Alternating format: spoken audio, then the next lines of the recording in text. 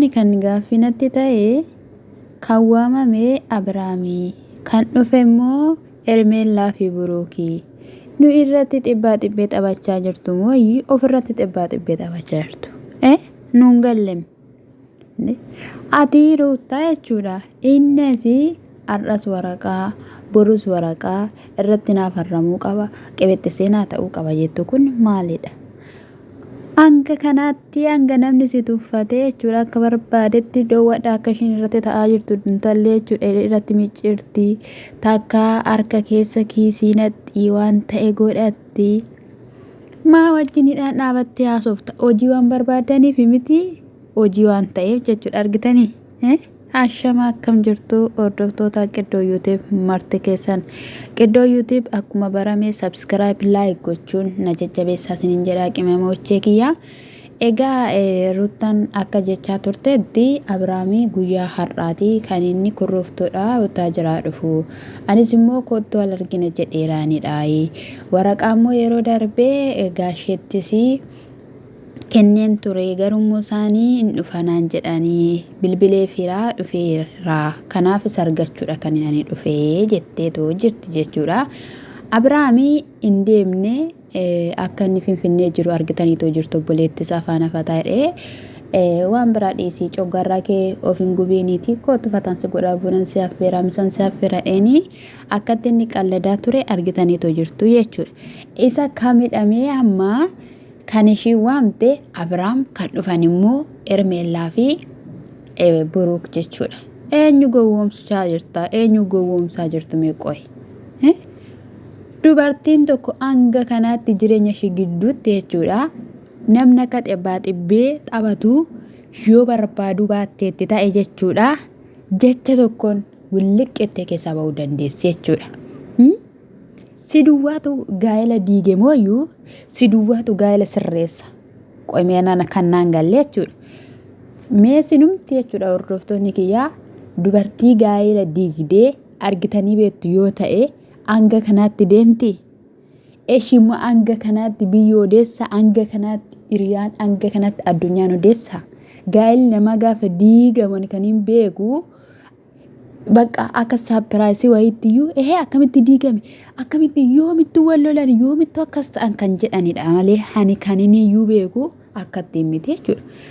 Asuma irratti isinii galuu kan qabu Ruutaan akka ishee waan tokko gochuu hin dandeenye akka ofis dafarsiste ofis tuffachiifte maatii ishis tuffachiifte akka isheen waan tokkotti socho'uu hin dandeenye jarri sirriitti hin beektetti jechuudha irratti hojii hojjechaa jirti jechuudha. Irratti kan isheen hojii hojjechaa jirtu. Yeroo darbe gaafa inni kurruftuu ture kurruftuu dhaqu malee jette waraqata ishii baatte. Akkasumas immoo har'as immoo naaf harramu malee. Kanaaf isaanii hordoftoota hojii biizinasii hojjechaadha kan isaan jiranii fataa jechaadha kan jiranii jechuudha. Ani garuu jechuudha. Dubartii akkatti narratti haasoftu narratti hidhii ishii miccirtu sekendii daqiiqaa tokko miti sekendii tokko wajjin haasawuun barbaadu. Isa dhugaan siniin jedhe. Gaa'ila koo irratti abbaa manaa koo irratti abbaa mucaa kooti irratti dhuftee akkatti narratti micciramte jechuudha. Hin kennuuf malee botaa hin fedhu malee ani akka isheen akka narratti taatu garuu Ruutaan feetee jaalattee waan hojjechaa jirtu fakkaatti jechuudha viidiyoo kaleessaa irratti jechuudha. Ishii kan ishii waamatte abbaa manaa kan dhufte immoo dubartii ishiin jireenya ishii keessatti hin barbaanne akkasuma immoo hiriyaa mee hordoftoota nama akkas jireenya ishii waliin dha'aa ture faana walakkaa isaanii dhaabbattee yeroo haasoftu akkamittiin fudhattaniittu isin isa dhugaan isiniin jedhe. Kuni amma nargadhutti jechaa kan turanii kinoo naannoo isaanii safara isaanii jechuudha kan isaan dhaqanii jiraachaa jiran. Amma eessa jirtan meellaanii buttaa jiraa jirtu. Buruu keessa jira buttaa jira. Abeeleessa jira buttaa jira. Kanaafiyyuu oduu malee akka waan tokko hin finnetti ishii tilmaamanii ishii qoratanii ishii hubatanii ture jechuudha. Akka ishiin bakka akkasin godhaa akkasin jedhaa akkasumas immoo jetteetti Ermeellaan jechuudha. Oduu sirriitti hin beektette. haasawa sirriitti hin beekta jettee. Waan barbaadde yoo jette akka barbaadde yoo jette ani waan tokkotti iyyuu sin qaxxaru sin lakkaa'u sin tilmaamu wanta ati fiddu hin jiru jetteen jechuudha. Qoymee nama ajaa'ibda dhugaa rabbi ana ruuttumatu na ajaa'ibe ruuttuma jechuudha. Anadha ruuttaatti dubbachuu barbaada jechuudha. Innama akkatti mee kuni jalqaba irratti Ermeellaanii kutattee baateetti.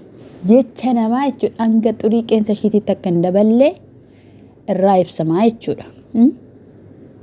Akkasuma maaltu si waamee maaliif dhuftanii anis hin faana haasa'uun barbaadu gaafa ishiin jettuuni nuti nu'idha anaani Abiraam waan inni jedhee na dhagaa nama kootidha nama qaalii nama waan hundumaa ta'uu qabudha. Yoo of duba deebi'uu barbaadee teeruuttaadhaani amala kee sirreeffadhuuti akkatti abbaa manaa qabatan akkatti bakka dubartiin mana ishee qabattu beekiitii carraa lammataa keetii mokkori yookiin immoo yaalii yoo argachuu dandeessetta ta'e. Kanaafiyyuu immoo nama daddarbachuun osoo hin taane jaalalaan ofitti qabu. Amma inni yaada isaa jijjiirrateera amala isaa jijjiirrateera kolfeera cinqii dhiphina keessa jiru sana keessaa bayeetu jira waan hundumaaniyyuu. Kanaafiyyuu rakkoo tokko illee hin qabu silanni asin jirree fi dhaqaanuun jedhee kanaafiyyuu yeenee qoonjoo waan jettu jedhiitii nutti miitii nuti immoo dabarsinee tootti siimuu dandeenya. Sababni isaa immoo kaameeraa qabattee wanta jirtuu fi maaliif jennaan biyya akka dhaga'uufidha. Kanaaf dhossaa waan hin taaneef isa sattimtu sana nutti miiti ani geesseen itti himaa waan iyyuu si'iif iyyuu gochuu danda'u Abiraami dursee naan mari'ateetu siif gochaa jira. Kanaaf iyyuuti wanta ati fiddu hin jiru jettee jechuudha. Waraqata jetteetu mammoliif gaddeemtu ruuttaan humti jechuudha. Seerri haaraan ba'ee jira. Abbaa manaa kan qabdu dubartiin tokko dhiira kam affeeruu akka hin dandeenye. Dhiirri tokko osoo haadha manaa qabuu hoteela geesse affeeruu akka hin dandeenye. Wanjala akka ta'e biyya seerri haaraan ba'e keessa jirti. Imbeetti intarneetii in hordofti. Garuu immoo wanti isheen goote tokkollee hin jiru. Akkasuma miidiyaa irratti baatee dhaadatti. Mee wanta ruuttaan jechuudha jalqaba ji'a sagal maaliyyuu durumarraayyuu kaasee jechuudha argitan itti naadaanii fa'is tarkaanfii tokkoon tarkaanfanneen dhaadatte malee. Har'as immoo addeessa biraa garaatti baatee inuma dhaadatti inuma dubbatti garuu wanti ruuttaan goote wanti tokko ittiin hin jiru. Tokko abbaasa jechuudha.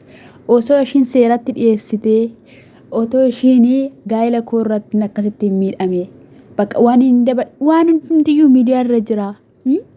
Misikirinatii qabdi waasii qabdi otoo seeratti isaan dhiyeessiteetti ta'ee jechuudha. Achi keessaan akka isaan sibiila keessaanii fira isaanii dubbisan hiriyoota isaanii dubbisan gochuu dandeessi turte jechuudha. Maaliif ifaan ifa jira waan ta'eef jechuudha. Qoyimee uffatanii modeelessii ta'uu dibatanii modeelessii ta'uu osoo hin taane yeroo baay'ee immoo hojiidhaan namatti agarsiisudha. Yeroo baay'ee akkas jetta mitiire hojiidhaan isinitti agarsiisa jette nutti agarsiisa ishee nutti agarsiise. Dubartiin akkatti sirratti otoo ati samaanaa kee hin tarsaasiin jechuudha micciiramtee ofirratti akkasitti si ilaaltu maal jechuudha. Egaa sana booddee amala keetidha jireenya namaa keessaa seenuuni akkasumallee maalummaa dubartummaa gatanii akka barbaadanii tanzalazzaluu jetteeni. Ishiinis immoo oduudhaan miti seeraanii amalaan abbaa manaa ofii qabachuudha jaalalatti agarsiisuudha jetteeni. Buraan immoo obboloonni kee nu bira dhufaniitu jiru kan maaliiti jennaanii anama waa'ee isaa haasa'uudhaaf miti kanan dhufee dhimmi koo Abiraam faana xumuree waan hundumayyuu isatti haasa'uu fi wanta isin hin galchine keessa galtanii jireenya namaa keessaa bahuu diddan jetteeni. sanaa booddee osoo nuuni rakkoo biraa keessa hin galiini zoor akkati jettu acha kanarraa sixxuun barbaada jettee ruutaanii ishiin sun immoo baqa tuffatteetti tuffiinu tuffii qaba jechuudha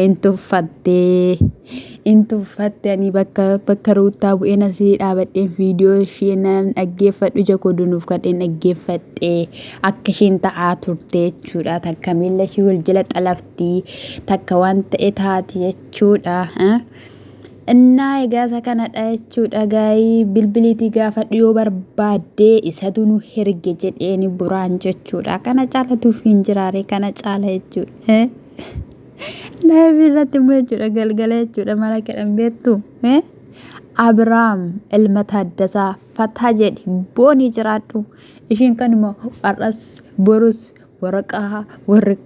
waraqaa jetti oduudha kan ishiin odeessitu innaa wanti ishiin fidduu hin jiru jechaa turan jechuudha maaliif aarsiteetoo jirti nama baay'ee jechuudha ruutaan jechuudha namni woomarra hin ga'u qome jechuun haadhumaaf abbaa ofiitidhaanii waanuma tokko hin jedhu namni yoollee ofillee wanni ta'e jechuudha furmaatuma wayin argatu Abrahaam irraa adda ba'uu hin barbaadu Abrahaamidhaan baay'ee jaalata Abrahaamillee baay'ee jaalata jechuudha garuu amma Abrahaam jechaayyuu jirutti xiiqii ishiitiidha jechuudha na tuffatteedhe omatti na lakkaa'uu diddeedhe nan kadhadheedhe ishiinii jecha namaa dhageessi warqii binnaanii ermeellaa biteettee natti darbatte waan hundumayyuu oduu jettee dhaggeeffatti wantoota garaagaraa dhugaadhammoo dhugaadha isa dhugaan sinin jedhe kaleessallee jechuudha waraqata baatanii jechuudha